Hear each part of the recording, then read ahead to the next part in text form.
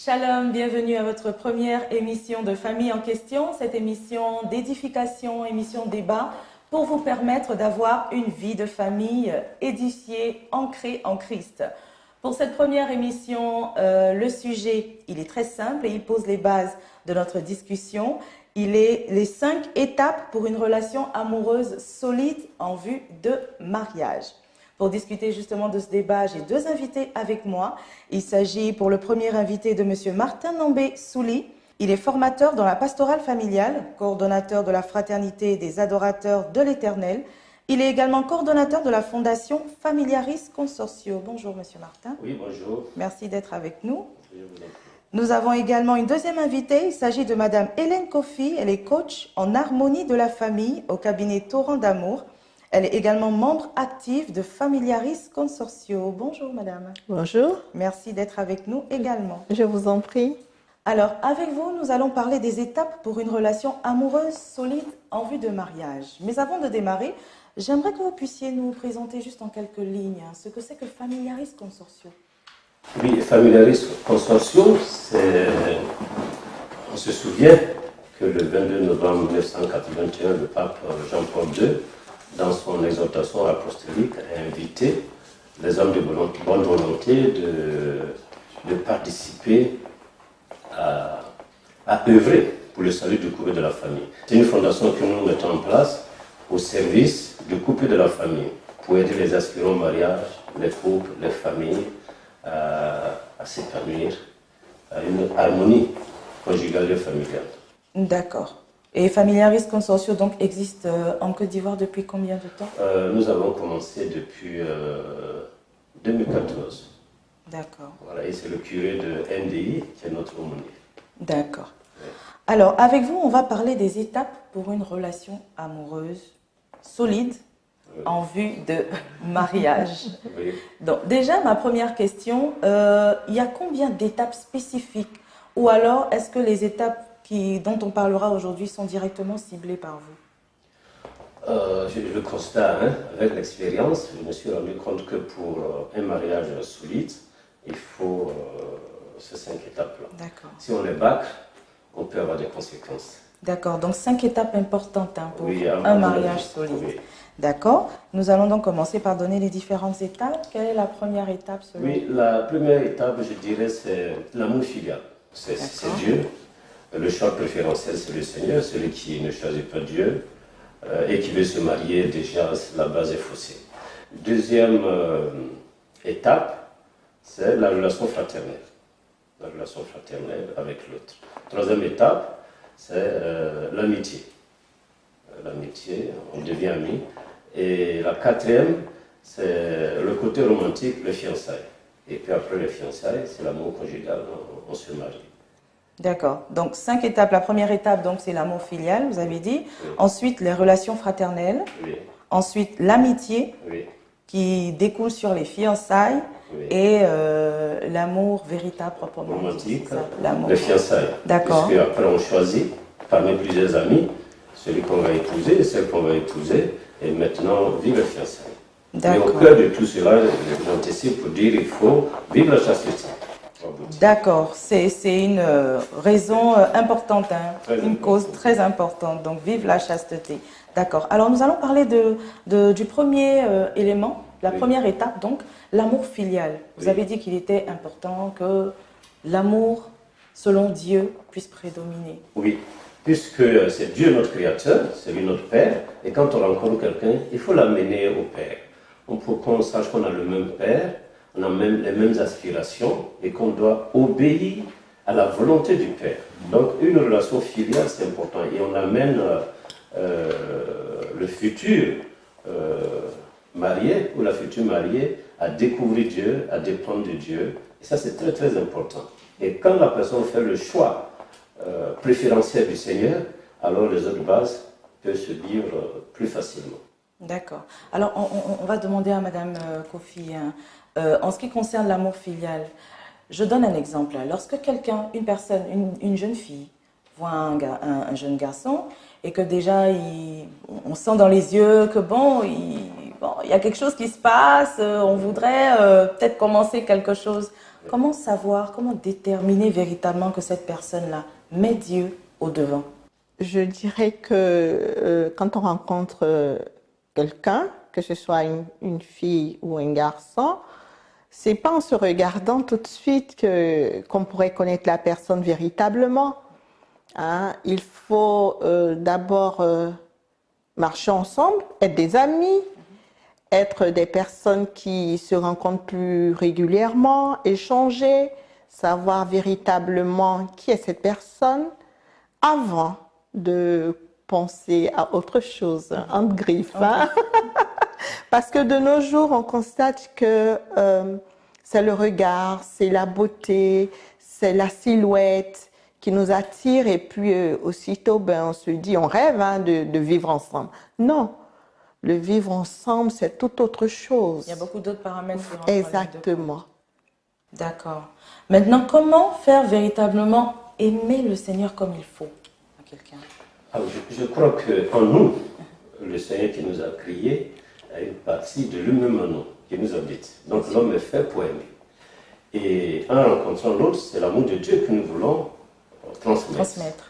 Donc il y a la parole de Dieu, il y a la parole même que nous avons. Donc en se rencontrant, on va parler, on va se présenter, on va dire nos aspirations, la première rencontre, et ça déjà on peut détecter si la personne est pour le Seigneur ou pas. Et on va commencer, c'est pas forcément l'amener physiquement devant le Seigneur, mais on peut commencer par prier pour la personne, pour l'aider, parce que l'objectif, c'est de un jour retrouver le Père au ciel. Donc le Seigneur même peut organiser une rencontre pour qu'un de ses enfants amène l'autre à lui. Ça peut être simplement cette mission, cette rencontre. Et il faut discerner, ce n'est pas d'abord avoir l'autre pour soi, mais c'est faire en sorte qu'il découvre Dieu. Ça, c'est le meilleur service qu'on puisse rendre à quelqu'un. Et en parlant, on peut déjà savoir si la personne est engagée ou pas. Et comment l'amener? On peut avoir un accompagnateur, on peut parler avec d'autres personnes. J'ai rencontré quelqu'un, mais j'ai envie qu'il rencontre Dieu, qu'il découvre Dieu. Et on peut être aidé. On peut l'inviter à l'église, l'inviter à des rencontres, à des formations pour le mariage, etc. Et petit à petit, la personne peut se convertir. Et si elle est déjà convertie, il faut approfondir sa relation avec le Seigneur. Parce que ce à quoi on va s'engager est tellement sérieux qu'il faut approfondir déjà la relation filiale. Il faut vraiment être ancré en Christ avant toute chose. S'ouvrir au Seigneur, laisser Dieu nous remplir et le reste va couler. Alors justement, après cette première étape de l'amour filial, nous avons la deuxième étape qui est la relation fraternelle. Oui, la relation fraternelle, parce que quand on découvre le Père et que nous sommes tous ses enfants, il nous demande de vivre en frères et sœurs. Donc on va avoir une relation fraternelle. Les enfants d'un même Père s'aiment, mais leur amour n'est pas un amour qui bouffe entre guillemets l'autre. Voilà, on ne se mange pas, puis on est frères, et c'est donc la société déjà se vit là. Donc on peut partager beaucoup de choses ensemble, puisqu'on est frères et sœurs. On sait qu'on a le même Père, nous sommes appelés à la même destinée, donc on va vivre en conséquence, selon la parole du Père, selon les commandements du Père. Et ça c'est important, on va apprendre ensemble à vivre la fraternité. Puisque au ciel, on sera frères et sœurs. C'est clair. Le mariage va finir, etc. Ça vient du ciel. D'accord. Alors, Madame Kofi, je pense que là, au niveau des relations fraternelles, on peut commencer déjà à entrevoir un peu la personnalité de l'autre. Exactement. Et voir peut-être dans la personnalité de l'autre ce qui ne nous convient pas forcément. Oui, parce que nous sommes plus proches, nous passons du temps ensemble, nous échangeons sur des sujets et ça nous permet de tester, de discerner qui est cette personne-là. D'accord. Est-ce que déjà il peut arriver que des personnes aient des atomes, enfin des accointances un peu négatives? Elle peut remarquer dans l'autre quelque chose peut-être qu'elle ne supporterait pas véritablement ou qui vraiment la paralyse. À un moment donné, elle se dit « Ah tiens, s'il a ça, ça risque de ne pas m'arranger. » Oui. Oui, là c'est trop tôt dans la fraternité de déjà faire le choix. Un frère ne le choisit pas, on l'accueille. On l'aime tel qu'il est. Dans une famille, je ne choisis pas mon frère, c'est un cadeau de Dieu, je l'accueille. Maintenant, ce dont vous parlez, c'est dans la troisième étape, dans l'amitié qu'on va commencer à voir. Mais dans la fraternité, on accueille tout le monde, la fraternité universelle. On n'a pas dit qu'on va rester ensemble. Forcément, on est libre. Mais on peut rester frères. On est dans une famille. On est dans une famille. On a le même père, nous sommes, voilà. La Vierge Marie est notre mère, on vit ensemble. Et puis on s'aime. Et ça, c'est très, très important pour Dieu. Quelquefois, c'est plus important que le mariage lui-même. Que le mariage en lui-même. Puis c'est l'amour de Dieu, c'est la gratuité. Et puis maintenant, on va passer à l'autre étape.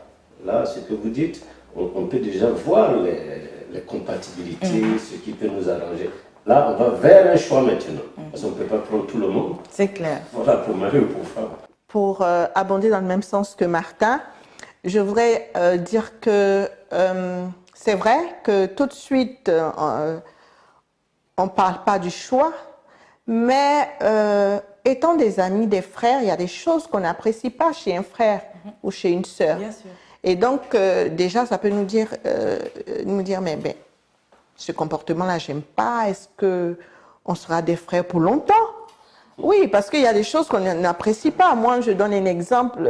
J'aime pas les personnes qui sont trop critiques, par exemple. Dès l'instant où je marche avec quelqu'un qui critique, moi, je me retire. Voilà, pourtant on peut être des frères, frères en Christ. On n'est pas encore arrivé dans le côté oui, choix, côté choix, mais dans le relationnel. Voilà, dans le relationnel, on peut dire attention, cette personne-là, oh là là, ou elle parle trop, elle ne sait pas garder de secret. Vous échangez, ça se retrouve sur la place publique. Bon, il y a tout ça à voir. Voilà ce que je voulais ajouter. D'accord.